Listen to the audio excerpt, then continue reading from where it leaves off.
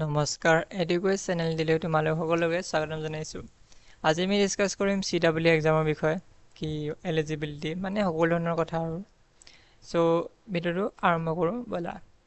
প্ৰথম হৈছে CW, ফুল form হৈছে কম্বাইন এণ্ট্ৰেন্স এক্সামিনেশ্যন, যিটো লোৱা হয় BTech প্ৰগ্ৰেমৰ কাৰণে।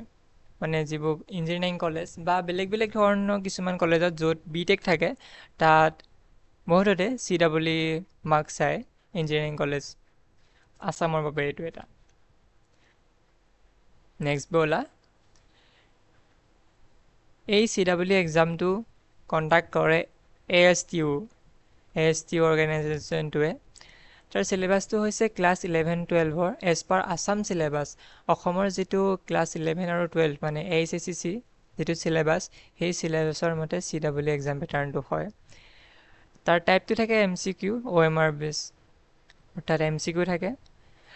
3 ঘণ্টা সময়, মিডিয়াম থাকিব ইংলিছ আৰু আছামিছ দুয়োটা বিষয়তে থাকিব। ছাবজেক্ট কুৱেশ্যন আৰু মাৰ্কছৰ তলত লিষ্টটো দিয়া হৈছে। ফিজিক্সত টোটেল 40টা কুৱেশ্যন, পাৰ কুৱেশ্যনত পজিটিভ শুদ্ধ হ'লে 4 মাৰ্কছকৈ থাকিব, টোটেল মাৰ্কছ থাকিব 160। ঠিক তেনেকৈ কেমেষ্ট্ৰিটো 160 আৰু মেথেমেটিক্সো টোটেল কুৱেশ্যন 40 আৰু মাৰ্কছ 160। ইয়াত লগতে আৰু এটা কথা যে যদিহে নিগেটিভ যদি শুদ্ধ হয় তেতিয়া 4 মাৰ্কছ পাবা, আৰু যদি ভুল হয় তেতিয়াহ'লে -1 অৰ্থাৎ নিগেটিভ মাৰ্কিং আছে। চ' যদি এটা কুৱেশ্যন যদি ভুল হয় তেতিয়াহ'লে তোমালোকৰ 5 নম্বৰ ডিডাক্ট হ'ব টোটেল, কাৰণ যিটো 4টো নকৰিলে 4টো নহ'ল আৰু 1টো ভুল হ'ল, সেইকাৰণে। বাকী নিগেটিভ 1 মাৰ্ককৈ থাকে আৰু পজিটিভ 4।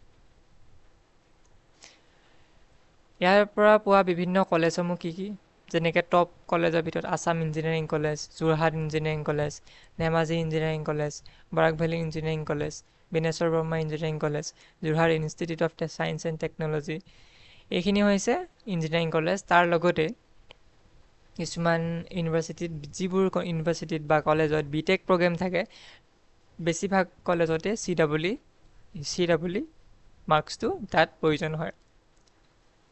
যেনেকৈ তেজপুৰ হওক বা গুৱাহাটী হওক বা ডিব্ৰুগড় হওক, এই ইউনিভাৰ্চিটিবোৰত BTech প্ৰগ্ৰেম আছে।